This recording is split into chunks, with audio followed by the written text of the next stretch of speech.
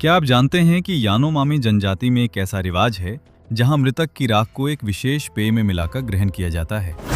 क्या आपने उस परंपरा के बारे में सुना है जहां लोग अपने ही पूर्वजों के शवों के साथ नृत्य करते हैं?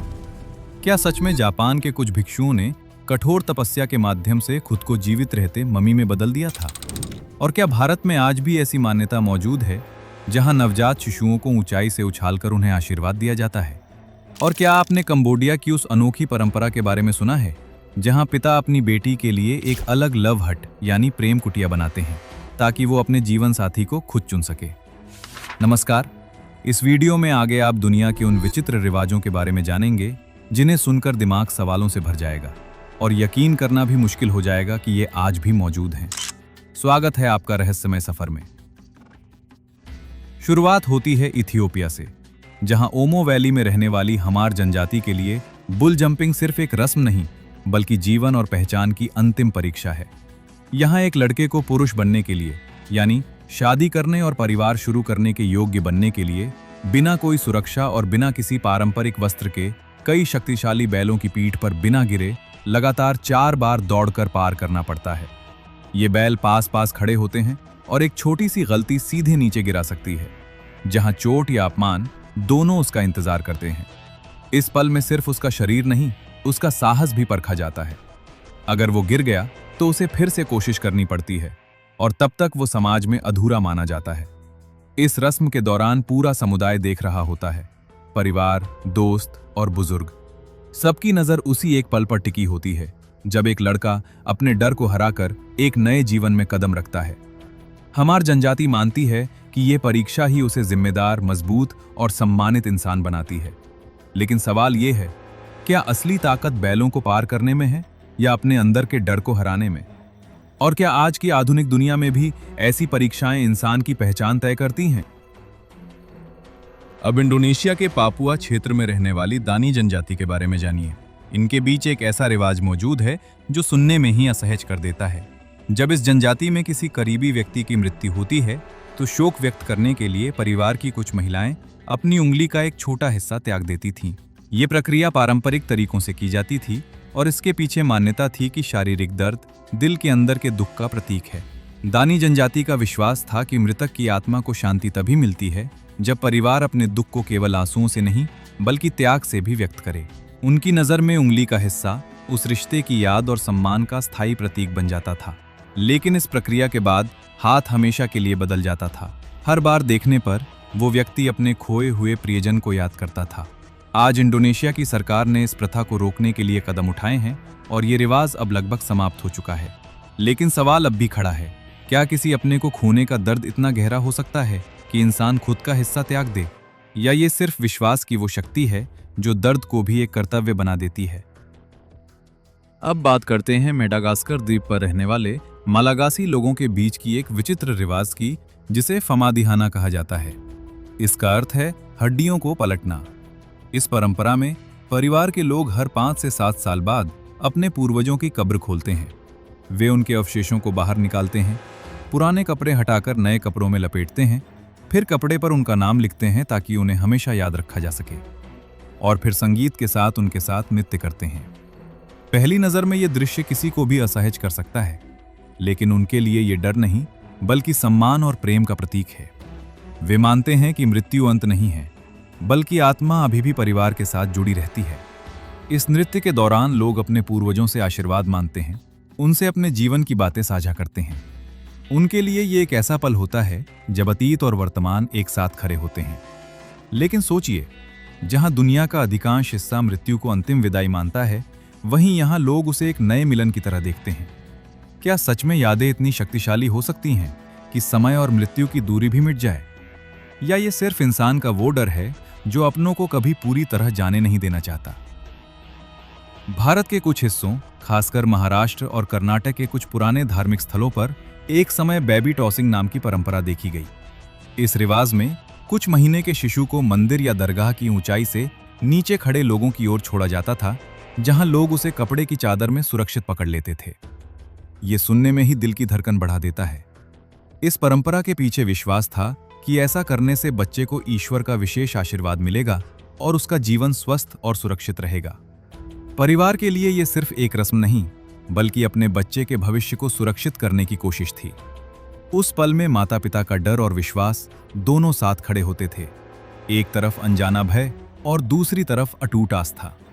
हालांकि समय के साथ इस परंपरा पर सवाल उठे और प्रशासन ने इसे रोकने के लिए कदम उठाए ताकि बच्चों की सुरक्षा सुनिश्चित की जा सके।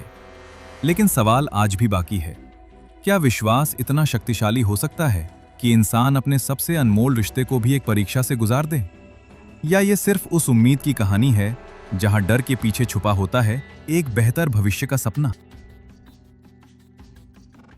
अमेज़न के घने जंगलों में रहने वाली यानोमामी जनजाति मृत्यु को अंत नहीं बल्कि एक परिवर्तन मानती है। जब यहाँ किसी व्यक्ति की मृत्यु होती है तो शरीर को तुरंत दफनाया या पूरी तरह जलाया नहीं जाता। पहले उसे पत्तों से ढककर जंगल में सुरक्षित छोड़ दिया जाता है।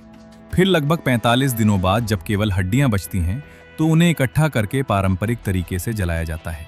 फिर उन हड्डियों की राख को पीस कर एक विशेष पेय, अक्सर केले से बने सूप में मिलाया जाता है और पूरा समुदाय उसे ग्रहण करता है। ये सुनकर किसी के मन में डर और असहजता आ सकती है, लेकिन यानोमामी लोगों के लिए ये सम्मान और जुड़ाव का अंतिम प्रतीक है। उनका विश्वास है कि ऐसा करने से मृतक की आत्मा हमेशा परिवार के भीतर जीवित रहती है और कभी अकेली नहीं होती। उनके लिए ये विदाई नहीं बल्कि अपने प्रियजन को हमेशा अपने साथ रखने का तरीका है। सोचिए, कहाँ दुनिया मृत्यु के बाद दूरी बना लेती है, वहीं यहाँ लोग अपने प्रियजन को अपने अस्तित्व का हिस्सा बना लेते हैं। क्या ये सिर्फ एक परंपरा है या इंसान के उस गहरे डर का जवाब जहां वो अपनों को कभी खोना नहीं चाहता? आइए अब जानते हैं थाईलैंड के एक रिवाज के बारे में। थाईलैंड के फुकेत शहर में हर साल एक ऐसा उत्सव मनाया जाता है जिसे देखकर किसी का भी मन विचलित हो सकता है।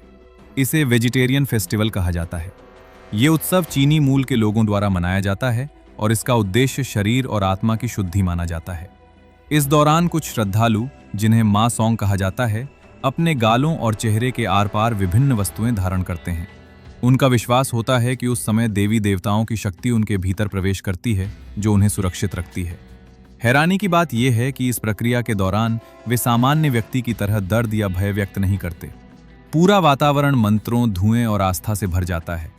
लोग मानते हैं कि ये त्याग उनके जीवन से दुर्भाग्य को दूर करता है और उन्हें आध्यात्मिक सुरक्षा देता है। लेकिन ये दृश्य देखने वालों के मन में एक सवाल जरूर छोड़ जाता है, क्या यह आस्था की पराकाष्ठा है या इंसान की वो सीमा जहां विश्वास डर से भी ज्यादा शक्तिशाली बन जाता है? और क्या सच में विश्वास शरीर की सीमाओं को भी शांत कर सकता है? जापान के पहाड़ी मंदिरों में कुछ बौद्ध भिक्षुओं ने एक ऐसा रास्ता चुना जिसे सुनकर आज भी रोंगटे खड़े हो जाते हैं। इस प्रक्रिया को सोकुशिन बुत्सु कहा जाता है, यानी आत्मममीकरण। ये कोई अचानक होने वाली घटना नहीं थी, बल्कि कई वर्षों तक चलने वाली कठिन साधना थी। भिक्षु पहले अपने भोजन को सीमित करके सिर्फ जड़ें, छाल और बीज खाते थे, ताकि शरीर की चर्बी धीरे धीरे समाप्त हो जाए। बाद में वे विशेष पेय ग्रहण करते थे, जिससे शरीर में सड़न की प्रक्रिया को रोका जा सके। आखिरी चरण में वे एक छोटे पत्थर के कक्ष में ध्यान की मुद्रा में बैठ जाते थे। कक्ष को पूरी तरह बंद कर दिया जाता था, जहां हवा के लिए सिर्फ एक पतली नली छोड़ी जाती थी, और उनके जीवित होने का संकेत देने के लिए एक घंटी लगी होती थी, जिसे वे हर दिन बजाते थे। जैसे ही घंटी की आवाज आना बंद हो जाती, ये संकेत माना जाता कि उनकी साधना पूर्ण हो चुकी है। इसके बाद नली हटा दी जाती और कक्ष को लगभग 1000 दिनों के लिए बंद कर दिया जाता था। जब 1000 दिन बाद कक्ष खोला जाता, तब अगर शरीर सुरक्षित अवस्था में मिलता तो उन्हें पवित्र माना जाता था। अगर शरीर संरक्षित नहीं रहता, तब भी उनके तप और समर्पण का सम्मान किया जाता था, लेकिन उनकी पूजा नहीं की जाती थी। उनका विश्वास था कि इस अवस्था में वे शरीर से ऊपर उठकर एक उच्च आध्यात्मिक स्थिति प्राप्त करेंगे। ये प्रक्रिया डरावनी जरूर लगती है, लेकिन उनके लिए ये आत्मा की अंतिम शुद्धि और अमरता का मार्ग था। आज भी जापान के कुछ मंदिरों में ऐसे भिक्षुओं के संरक्षित शरीर मौजूद हैं, जिन्हें सम्मान के साथ रखा गया है। सोचने वाली बात है, जहां दुनिया जीवन को बचाने के लिए संघर्ष करती है, वहीं कुछ लोगों ने अमरता के विश्वास में खुद को समय के हवाले कर दिया। क्या ये आस्था की सबसे ऊंची सीमा थी, या इंसान की उस खोज का परिणाम जहां वो मृत्यु के बाद भी अस्तित्व बनाए रखना चाहता है? कंबोडिया के रत्नागिरी प्रांत में रहने वाली क्रेंग जनजाति के बीच एक ऐसी परंपरा है जो आधुनिक दुनिया के लिए बेहद अजीब लग सकती है। यहां जब एक लड़की किशोरावस्था में पहुंचती है, तो तो उसका पिता उसके लिए घर से थोड़ी दूरी पर एक अलग झोपड़ी बनाता है जिसे लव हट यानी प्रेम कुटिया कहा जाता है। ये झोपड़ी सिर्फ रहने के लिए नहीं बल्कि जीवन के सबसे महत्वपूर्ण फैसले के लिए होती है, अपना जीवन साथी चुनने के लिए। इस झोपड़ी में लड़की को पूरी स्वतंत्रता दी जाती है। वो अपनी पसंद के किसी भी युवक से मिल सकती है, उससे बात कर सकती है और समझ सकती है कि कौन उसके लिए सही है। परिवार इस प्रक्रिया में हस्तक्षेप नहीं करता क्योंकि उनका विश्वास है कि सही निर्णय वही ले सकता है जिसे पूरी आजादी मिले। लेकिन सोचिए, एक अलग झोपड़ी, अंधेरा, सन्नाटा और जीवन का सबसे बड़ा फैसला अकेले लेना। यह आजादी है या एक ऐसी परीक्षा जहां लड़की को खुद अपने भविष्य की जिम्मेदारी उठानी पड़ती है। आज आधुनिकता के साथ ये परंपरा धीरे धीरे खत्म हो रही है, लेकिन सवाल अब भी बाकी है। क्या सच्चा रिश्ता वही होता है जिसे समाज तय करे, या वह जिसे इंसान खुद अपने दिल और समझ से चुने? इस पर आप अपनी एक राय कमेंट में जरूर शेयर करें। जापान के कावासाकी शहर में हर साल एक ऐसा उत्सव मनाया जाता है जिसे कानामारा मात्सुरी कहा जाता है। ये उत्सव एक प्राचीन शिंतो मंदिर कानायामा श्राइन से जुड़ा हुआ है।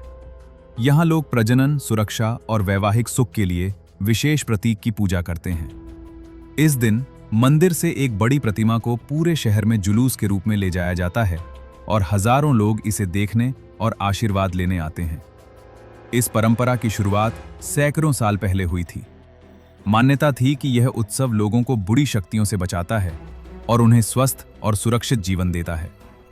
उस समय खासकर नए विवाहित जोड़े और परिवार यहां आकर प्रार्थना करते थे ताकि उनका भविष्य सुरक्षित और खुशहाल रहे।